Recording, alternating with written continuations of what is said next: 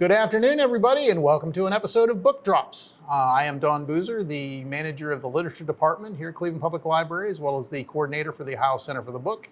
And today we have a guest host on our podcast, which is Mike Deneen from the Literature Department here at the main Cleveland Library. And also a staff member. I have a dual citizenship here at CleveNet. I work out at Rocky River as a circulation department as a public service sub. So I work in all the departments out there. So I'm glad to be here today to talk about true crime with you. It's a thrill to be here. We're glad to be here. Glad to have you here. And today, as Mike mentioned, we are going to be talking about true crime.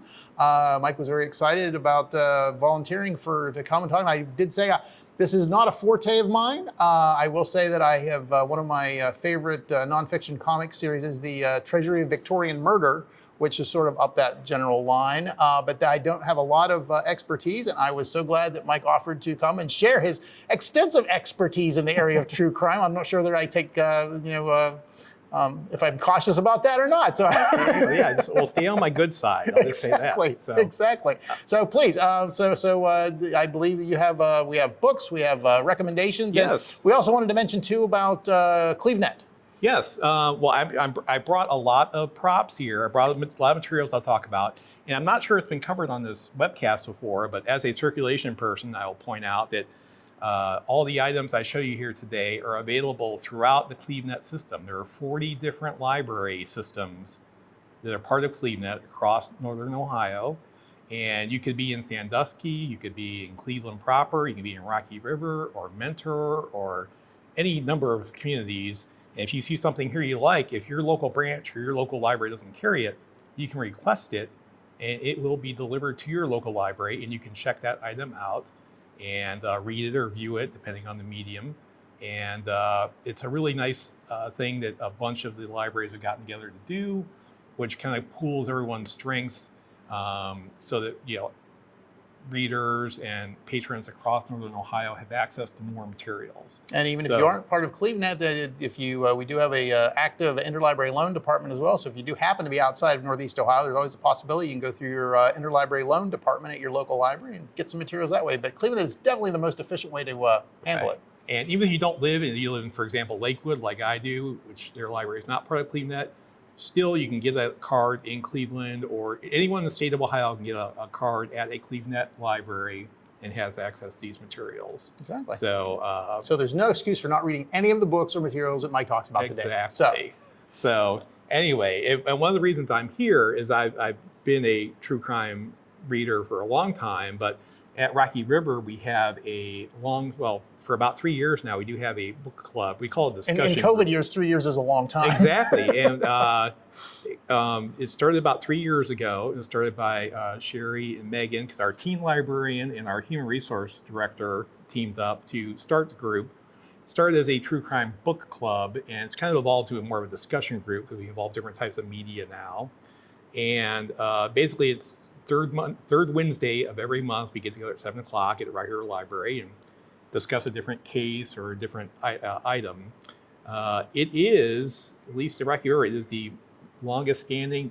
Despite COVID, we kept going through the whole COVID thing. The only book club to survive COVID unscathed. Wow. We didn't miss a meeting the whole time. We met virtually. That's how enthusiastic the following is. I was going to say that speaks to the enthusiasm of true crime aficionados. And it's a growing group. It's a good group, and it's a fun group. So I encourage anyone, if you're in Cuyahoga and you're interested in this topic, it's called the Riverinos is what we're called, and that is based on a podcast, My Favorite Murder. The fans of that call themselves Murderinos, and it evolved into Riverinos. Sherry and Megan thought that was clever. That's great. Yeah, it's a good name. So we're well known there in the Rocky River Library for that. And like I said, it's been a very successful group, and I think I know Cleveland does not have a group. I checked. We don't have a true crime. That may happen in the future when we get staffing up to snuff. I know there is they have a few true crime book discussions, individual ones with the Cleveland Law Library. The Social Sciences Department does have some information on that as well. They do have that, so you can contact the CPL website, information on that as well. But anyway, just to talk about my kind of journey. It all started in high school. I went to St. Ed's over here on the west side, and we started one of the books we read, Brother Joe Chavala. We can credit or blame him depending on who you talk to, and he's a well-known figure in our community. He got us to read In Cold Blood, and I'm sure many of you are familiar with that one. It's Truman Capote's breakthrough work, published in 1966, and it's the story of the quadruple murder in rural Kansas of the Clutter family. They live in such a safe area on a farm that people didn't lock doors and windows. It's 1959. It's an idyllic,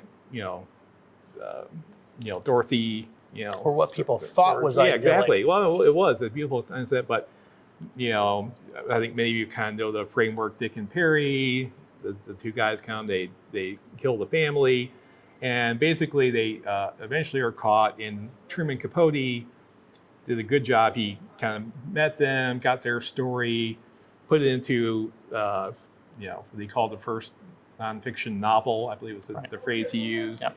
And it did gangbusters, sales, became one theatrical movie within a couple of years, and then it became they remade the movie 20 years later, and then also, obviously made Capote a household name, and Harper Lee, of course, was part of that as well. She traveled with him as that To Kill a Mockingbird fame. And that story is brought up or covered in the movie Capote, Philip Seymour Hoffman's masterful turn as Capote. And this, unlike some of the items we'll talk about later as far as videos, is somewhat realistic to life. As far as the story of how Capote got to know Dick and Perry, kind of wrangle their story, and show some of the murky ethical things of how he got them to talked on that, and to what extent is he exploiting it, versus reporting, because that's something in true crime. You get people who react negatively, like, oh, how can you be, you're being exploitive of things or exploitive of suffering, and we're very, I know, a lot of people in our group are very sensitive to that, because we think it's important to, we talk about the crimes. It's part of history. It's an important thing that's going on, and to reflect on these cases. And we try not to, and there's increasing sensitivity to not sort of glorify the perpetrator, to talk more about the victims, and in many cases, sort of some of the social justice aspects of some of these cases. We'll talk a little more of that as we go along. So anyway, that's kind of what got me started. And then after that, that was 1966. A few years later, the Charles Manson case happened, and Vincent Bugliosi, who's one of the prosecutors, wrote Helter Skelter, the book whose title, the Beatles song, and that's the Manson theory of why he did everything. That did huge business, TV, movie, and I saw it as a kid, was very interested in it, and obviously that sold tons of books. The Norm Mailer Executioner song, which is not listed, that is written, even though it is highly cited and highly factual, it actually has sources listed in the back. That one's a little unique. It's here in the literature department. It's not listed in social sciences or as a nonfiction, because Norman Mailer thought it would sell better as a novel. So it is in the fiction section, even though it is extremely accurate, extremely well detailed, extremely long, but I did read it over a holiday once, and it is an excellent piece of work. I read it over a holiday. And again, another movie is made of that. A very good movie there as well. So those are some of the things that the kid got me into it, and just kind of growing up in Cleveland, you kind of had someone around you. We'll talk a little bit about the mafia influence and gangster influence in Cleveland going forward, but it's just something I was aware of, and I'm always curious about things, kind of why these things happen, how they can be prevented in the future. I think it's a worthwhile thing to follow. Mm-hmm. Also, an odd thing that I've noticed when I started attending the group, and this is borne out in Rocky River, the group is mostly female. It's mostly women who attend. So you're giving me a face like, that sounds surprising. And it's interesting that I think that's because it is true not just in our group, but nationally. A lot of these podcasts and things, the audiences are growing, and it's because women are more sensitive, because they tend to be victims. They're more sensitive to to the crime and whatnot. So that's an interesting phenomenon. So that is an interesting yeah, thing. Yeah, so that's something you I would think that it's like when yeah, because you think of being like and, weird teenage boys who are in the goth things or whatever. No, it's not that. It's suburban housewives, Okay. and grown women, they have a cross section of people. Like I said, it is more majority female, I'd say, by a healthy margin. Interesting. So that is an interesting thing. There are a couple of local cases I wanted to really play up today. One dates back, some of you may be familiar, this dates back to the 1930s. It's the Cleveland Torso Killer. This happened in the 1930s from about 1935 to 1938. This was the first U.S. sort of known serial killer where there was sort of public, there had been other killings where, you found out about later, but this was like where there was an ongoing story of like bodies turning up, no one knows actually in the newspaper, right, and that sort of thing. With media coverage, nobody knows who's doing it. People getting upset and scared. And even later on, you had the what became later a serial killer trope of postcards taunting law enforcement. A lot of what we saw later in, for example, the Zodiac Killer in San Francisco, or the Scorpio Killer for Dirty Harry fans, who was based on that. Sort of these tropes, serial killer tropes, really kind of started with the Torso Killer in Cleveland in the 1930s. And to put it in context, at the time, Cleveland was a huge city, one of the largest in America, top, 7 or 8, I believe, at the time. Big city, but a lot of poverty. It's the Depression. So we had down here what's now the Flats and Kingsbury Run, a lot of homeless living in tents and encampments and whatnot. And there's a lot of poverty running amok. And so what happened was, over the course of the 3 years, officially there were 12 murders, and some washed up on the lake. One was left in a basket outside a door, in the central neighborhood here. Some were found in parks or down by the river. Various gruesome, cases, and this got the city, in a panic, because like, oh my God, these killers.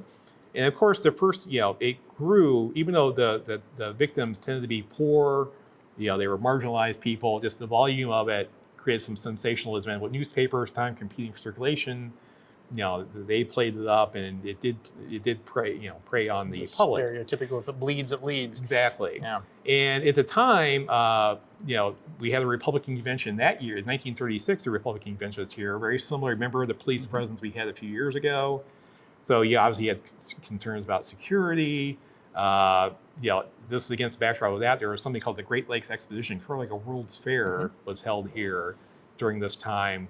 And so people were very concerned about the security of all this. And even in the rough and tumble times of Prohibition and all, and all that, people were, this had people worked up just because of the gruesome nature of it.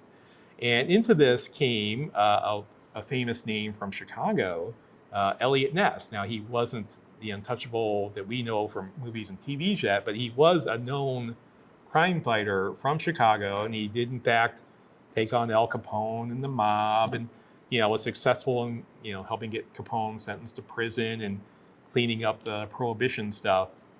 He came to Cleveland to be the safety director, and he did a lot of great things. For example, he got police car, he did a lot to get traffic safety. Was a huge deal. People were being killed right and left on the streets of Cleveland, like in auto accidents, things like that. He got the police cars painted garish color so they were easily recognized, so that people would know to like drive more safely and be safe. Just little things like that. Very involved with the community, working with kids to help kids stay off crime and whatnot. So he did a lot of things to kind of, at sort of the ground level, to help make things safer, just from a safety standpoint. And he did take on the mob here as well, and that being his forte. There were a lot of speakeasies. Newburgh Heights was a hotbed of it, because it's a smaller community where if you had political protection, you could run your outfit out of there. So he did some raids and things there. So he was pretty successful with all that. But then against this, Eliot Ness he's used to mobster logical criminals who are after money, who only kill for money for, Crimes as at in The least Godfather. made sense. Yeah, like in The Godfather, it's business, it's not personal. Right. That's what he understands. But then, here we come to this torso killer, and you just had the wrong skill set for this because, this is something that people weren't used to. And so basically, there were two main suspects. The first was an immigrant. His name was Dolezal, Frank Dolezal. And a couple books first I'll point out. If you want to learn about Elliot Ness and the Torso Killer, this one's Torso by Stephen Nickel. He's written a couple things on the case. We've got In the Wake of the Butcher, Cleveland's Torso Killers. This one's by James Badal, another local fella. So, like I said, Is these are that available. Butcher? Is that the one referring to the one in Chicago? No. This is about our Cleveland's Torso Killers. Oh, that's all right. Okay. Yeah. So this is this is our the local guy. So there's there's been a lot of books written about him. He's the interest carries on to this day because it's never been solved. But right. But the first the first sort of high profile suspect was brought in was this Dolezal, and basically in a story that would echo decades later, if you follow the local news here, he was in the sheriff's custody, and more or less they tried to beat a confession out of him. And back then, this is before a lot of the Supreme Court rulings, about having rights to remain silent and whatnot. Having rights. So he died in custody at the county jail. And Wow. That's something we've been hearing lately a lot. And Badal, one of the authors of this book, he wrote a book about that because he's kind of an unofficial victim of the Torso Killer, though murder has no tongue. And he calls him the last victim of Cleveland's Torso Killer, although some will dispute this because there's a lot of discrepancy on when the Torso Killer actually ended. So we'll talk about that a little bit. But basically, the meat of it, there were 12 official victims from 1930 to 1935 to 38. And only 3 were ever actually identified. That's wow. That's the extent of the dismemberment, and there was also some chemical, to scarring and stuff to get rid of fingerprints and whatnot. And so, like I said, dealing with immigrant, transient, homeless population, never did find out who most of these people are. So that's one of the real tragedies of this. So anyway, that was the main chunk of it. Now, there came a point where Ness was just out of options. He tried a polygraph. The second major suspect was named Francis Sweeney. Now, Francis Sweeney was connected to the local Democratic machine. Now, back then, there was Democratic and Republican, where both parties were still strong at the time in Cleveland. Ness was affiliated with the Republicans, and Sweeney was related to some high-profile people in the Democratic. So it was a very sensitive thing to bring him out publicly as a suspect. He did over at the hotel at Tower City. He was brought in and took 2 early versions of lie detector tests, and Ness thinks he failed them, and allegedly, it's why I believe Ness believes that he was the guy, that he went to his grave believing that this was the guy. Got it. But they couldn't get evidence, they couldn't convict him. Because I'm sure he had some powerful friends too, so. Right, and like I said, it was a very sensitive situation. Exactly. Now there's a third thing. One of the police officers on the ground who investigated this, his name was Merlico. And he would even go on the trains. He'd hang out, he dressed as a hobo, as they called the time, hang out at the rail yards, and go among the camps. He went undercover. He's convinced it wasn't Sweeney because he thought it had to be a bigger, stronger man. Sweeney was one of the reasons Sweeney was a suspect is that in World War I he was a medic and did amputations. He was very skilled with the knife, and because what they were looking for people with either butcher experience or medical experience. That was a rule of thumb what they were looking for. He fit those. Like I said, the main cop on the ground, he didn't think Sweeney did it. Now there were later killings that kept going on after 1930. Because what happened in 1938 is Eliot Ness got fed up. He's basically in a gross violation of civil rights. he basically burned all the shanty towns to the ground. They just went down there one night, burned everything down. Everyone lost their possessions, all the homeless, all the poor, and there's thousands of people we're talking about because this is during the Depression. And basically that seemed to make it go away for a while. However, there were still some murders happening on rail line. There were bodies found in a place called Newcastle, Pennsylvania, which if you take the train line from Cleveland, there is a hub. And the officer is convinced that the perpetrator is someone who is very familiar with the train lines. A lot of the murders did take care, bodies were found near train tracks here in Cleveland. And there were, I forget how many, quite a few found in Pennsylvania as well. There's a gruesome scene there.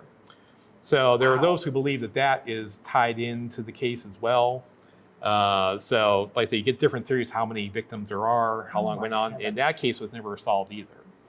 So, and as you may be familiar, Elliot Ness went on, basically that was burned out, and that kind of died down the public aspect of the, the high profile nature of it. These murders, there were bodies found on these train tracks, but that wasn't as well known. Ness eventually went on to run for mayor and lost, and eventually moved to Pennsylvania as a private citizen, and he worked for a printing company, and they were trying to find forge-proof checks and things like that, like trying to do things with printing technology. And he died a modest man of modest means. And then what we now know, if you grew up with the Robert Stack TV show or the movie or any of that, that happened after he had already passed by the time that happened. He died a young man, I think 52 years old. So he died young. And so he never saw any of that level of fame. Interestingly enough, he did have fame, from Chicago, and J. Edgar Hoover was actually a little jealous. He was glad that Ness left the FBI because Hoover wanted to be the star. Oh, wow. So that's a little backstory, but you could do a whole thing just on J. Edgar Hoover, but we'll save you that. Anyway, so that's one of the big local cases. And then the other one. Michael Bendis's, Now also, the case was big enough. This was some years ago, but Brian Michael Bendis, obviously a very high-profile, artist in the comics community. He did work on this. Yeah, Cleveland native. He did a piece that's called Torso, a graphic novel, and we'll talk a little more. But we have, I believe, these the largest collection of graphic novels here in Ohio. Down here at the Literature Department. I would defend that statement. Yes. Sure. So the interest in true crime has grown even to the graphic novels and stuff. So just showing how it's reaching across different media. It's gone beyond the books that Truman Capote was writing in 1966 to other things. The other case I will talk about is another high-profile thing that led to movies and TV shows. Sam Shepard. I think some of you may be familiar with that name. He was a successful doctor. He lived on Lake Road in Bay Village, which at the time, like now, is a wealthy star. He lived right on the lake, on Lake Road, in a nice house with his lovely wife. And it was 1954. Now, 1954, again, this is the height of Cleveland's national power. Over 900,000 citizens. Our peak population happened at that time. And, the economy at this point, unlike the 1930s, had recovered. Post-war, the city's in great shape. The Indians were having the best season of their best regular season ever. They went on to win 111 games. Browns were powerful. The Barons were a hockey team. They were champions. All was good in Cleveland. So July 4th rolls around, and basically Dr. Shepard has a party at his house. Folks go home, and next morning his wife is dead. She's badly stabbed and murdered in her bedroom. He wakes up, calls the mayor. He doesn't call the police. He calls the mayor of Bay Village, who's a friend of theirs, lives a few doors down. He comes over. Then the police come and all that. Wow. So what's interesting is this is on the 4th of July. So this will happen again with John Benet Ramsey many years later. It's a holiday, so you have the police have, a lot of the people have the day off, using holidays. So you don't have the best, crime scene production going on here. Yeah, a lot of what we know today with the tape and forensics didn't exist, but even the rudimentary stuff, you had kind of people filling in or whatnot. It was a difficult scene to manage. So they show up, eventually the police. Interestingly enough, it becomes kind of a the neighbors start hearing about it, they start showing up and just start walking around the house. Oh, wow. And one of those neighbors was Otto Graham. If you're a football fan, he was the Browns Hall of Fame quarterback. He had 7 championships with him. So it'd be like if you had the murder today and Tom Brady just showed up and was walking around the crime scene. So that's how kind of surreal all this was. So basically, you got the handsome doctor, the pretty wife, the wife's dead. The son is slept through the whole thing in his room, and the dog never barked. So these are things that led everybody to believe. And the rule of thumb usually is that, if a woman's killed, it's usually the husband, the boyfriend. Right. So all this leads to, quickly, he becomes the prime suspect. So this is July 4th. By July 20th, now at the time, the Cleveland Press, there were afternoon newspapers. I delivered the Cleveland Press. I'm old enough to have done that. Was extremely powerful. It was the most powerful paper in town and the most powerful media outlet. Television was still relatively new. Radio was big, but it was giving way to a guy named Louis Seltzer was the editor-in-chief of the Plain Dealer. Of the Press. He'd been there in 1928, and he served that role until 1966. He could get politicians elected with an endorsement. He could make or break people. Wow. This was the power of print media at that time. So it would be just, today, maybe you'd look at like some of the cable talk hosts might be close to what this is like. But he basically, they did a front page within a couple of weeks, we were like, hey, why isn't there an arrest? Why isn't there an arrest? So they had a front page editorial on July 20th, or actually July 21st. And the exact headline was, why no inquest? Do it now, Mr. Gerber. And Mr. Gerber is the coroner. So basically you have the authorities being taunted by the paper to arrest them now, get them in there. So eventually that's what happened. There was enough reason people think that, he wasn't that badly hurt. The wife was brutally butchered, so a crime of passion, certainly looked like. The son was spared, so, all right. So there was enough there, but for 1954 standards, he looks guilty. There's a trial. He's convicted. And you need somebody. Let's get somebody in there. And, so Mr. Seltzer's happy. He's off to jail. All is well. So off he goes. And sure enough, 10 years later, a young lawyer named F. Lee Bailey gets involved. And by this time, things were changing. There's a little more consciousness of, we talked earlier about, the Supreme Court rulings, defend, the accused. Mm-hmm. A little more sensitivity to that by 1964. So they get a new trial. And at the second trial, at this point, they basically, he's not guilty.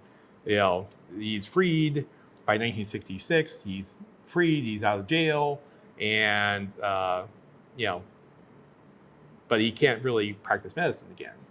So among other things, he becomes a professional wrestler. But he only lives 4 more years. So he dies by 1970, becomes a pro wrestler, just never really gets his life back together. Wait, this is Sam Shepard? Yeah, Sam Shepard. So, I did not know that part of the story. And if you're a wrestling person, he invented the mandible claw. So he would put his hand in the guy's face or down his throat because he was Killer Sam Shepard. So kind of, that was for a bad case.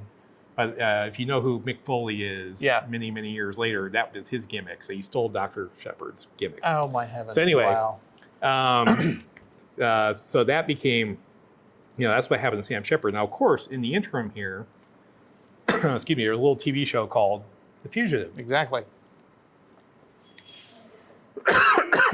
No, excuse me. No, Take your time. Okay. I have been absolutely fascinated. So we're coming up. We're coming up on the end of the episode time, though. But so if we want to if you can. Okay. Well, basically, the show.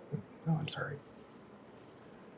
The show happens and also the movie. and basically the producers denied it's about him, Right. for legal reasons, but Yeah, come on. for legal reasons. Yeah, but yeah, we all know better. So anyway, so that happens. There was a third trial many years after his death that the son brought about. Right. And basically, they concluded that the first trial wasn't fixed. So Got it. basically didn't say that he was guilty, but just that the first trial wasn't rigged. So Right. so that was kind of the third trial. So that's where we are. So those are the two big cases. Wow. There are other, and basically a couple items like Summer of Shadows. This is a good book that kind of puts the murder in context with what was going on in Cleveland at the time. Here is the aforementioned Fugitive DVD. And this is the Harrison Ford version, which I will tell you, if that happens to be on television, I will watch that from whatever point I come in to watch it. Yeah, and an excellent movie.